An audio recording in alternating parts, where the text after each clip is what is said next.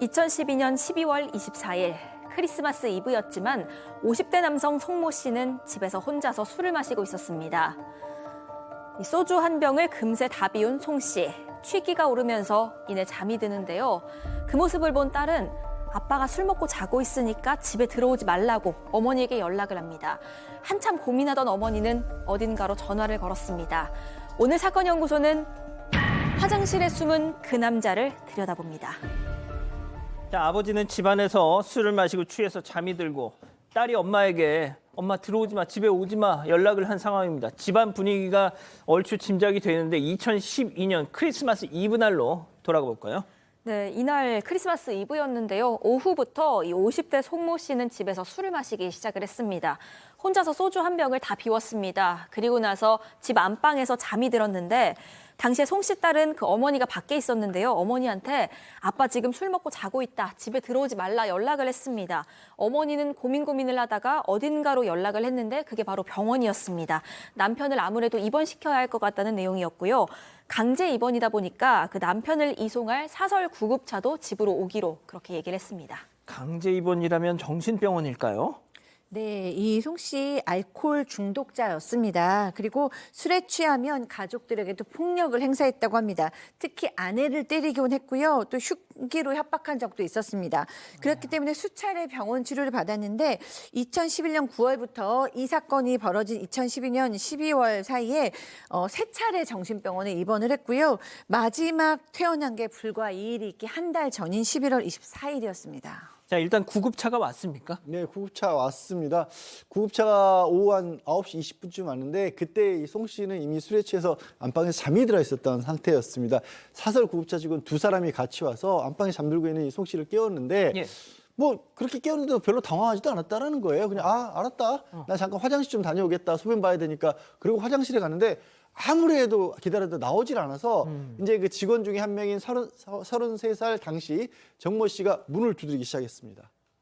그 안에서 버텼나 봐요. 예, 지금 이제 이 사설 구급차 직원이 정모 씨가 문을 두드리니까 순간적으로 갑자기 화장실 문이 확 열어젖히면서 이 송 씨가 튀어나오는데 그 손에 21cm짜리 흉기가 들려 있었어요.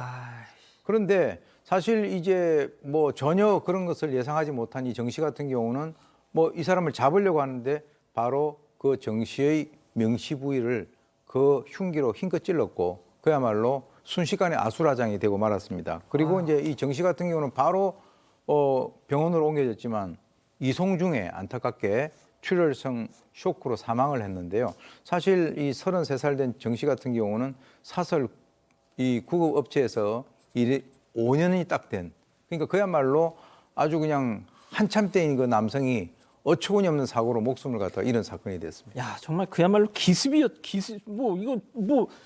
준비할 틈도 없이 말이죠. 네, 그 범행을 저지른 이유가 정신병원 다시 가기 싫다. 이번에 또 들어가면 다시는 못 나올 것 같다. 이런 이유 때문이었습니다. 이미 그 앞서도 입퇴원을 반복했잖아요. 재입원할 당시에 이송 씨가 거부하고 수면제를 과다 복용하고 극단 선택하려고 하고 이런 전적이 있습니다.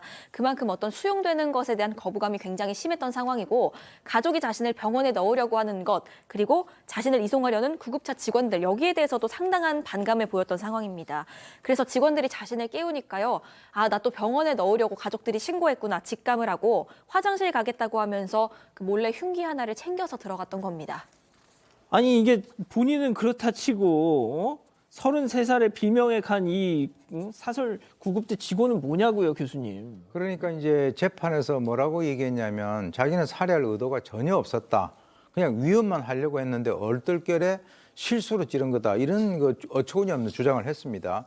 그래서 그 당시 그 상황이 화장실 문을 이제 바로 두들기에 자기가 안에서 이렇게 열었는데 그때 피해자가 들어와서 자기를 잡으려고 하는 그 상황에서 이걸 막기 위해서 흉기를 들고 있었는데 이 잡히지 않으려고 이렇게 몸부림을 치다가 그것이 딱 명치를 갖다 찌르게 됐다라고 하는데요.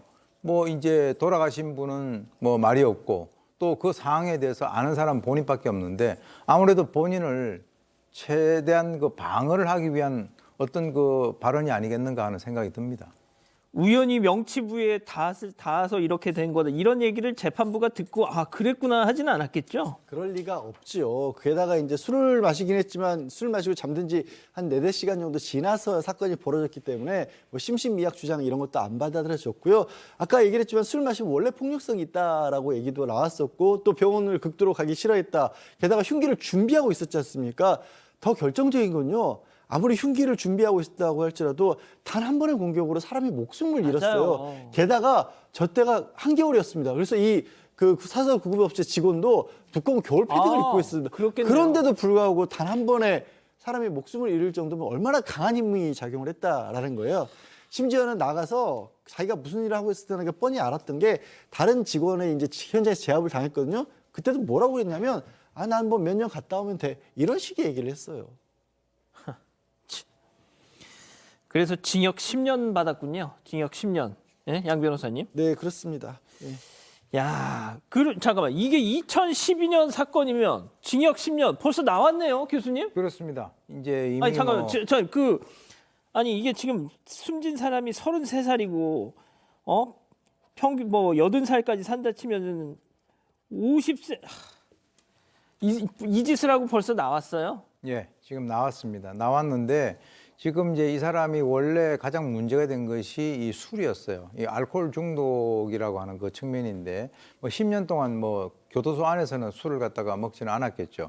근데 본인의 이 알코올 중독 때문에 한 사람의 아주 젊은 그 젊은이를 그야말로 이 세상 사람이 아닌 그런 상황이고 사실 이 유가족 같은 경우도 자식을 갖다 키워가지고 그런 어처구니 없는 일을 당했으니까 한 집안이 풍비박산이 난 것이 아니겠습니까?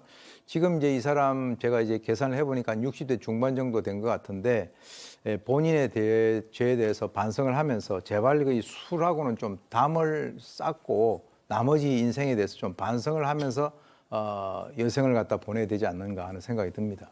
자, 박상희 교수님. 네. 이 사람 지금은 술 끊고 새 사람이 됐을 거라고 생각하십니까? 저는 알코올 중독이 잠시 중독이라는 문제가 한 10년 정도 끊기는 했어도 사실은 이제 재발하는 데는 또 순식간에 재발을 할 수가 있어서 뭐 끊었을 수도 있지만 상당한 위험이 있다라고 생각을 하고요. 사실 저는 이 알코올 중독 가족들을 여러 가족을 만났는데 이 알코올 중독은 가족의 병이라고 불릴 만큼 사실 가족들이 너무나 고통스러워해요. 불안하고 공포스럽고 또 죄의식도 느끼고 가족의 비밀로 들어가기 때문에 더 고통스러운데 보통 저런 알코올 중독자는 난 언제든지 끊을 수 있어라고 큰 소리를 치거든요. 근데 그거 믿으면 안 됩니다. 언제든지 끊을 수가 없어요. 그래서 전문가의 도움이 필요한 거고 이 송 씨의 가족 사실은 이제 가장이었던 사람이 알코올 중독을 넘어서서 살인까지 한 상황에서 얼마나 고통스러웠을까 생각하고 이 피해자는 물론 가족을 위해서도 이제 정말 다시 태어나는 모습을 보여줬어야 되는데 걱정스럽습니다. 50년을 더 살 수 있는 젊은 사람을 비명 횡사시켜놓고 그 사람은 고작 10년 살고 나서 지금은 사회인이 됐습니다. 사람의 목숨값이라는 게 도대체 자, 일단 사건연구소 이렇게 정리하고요.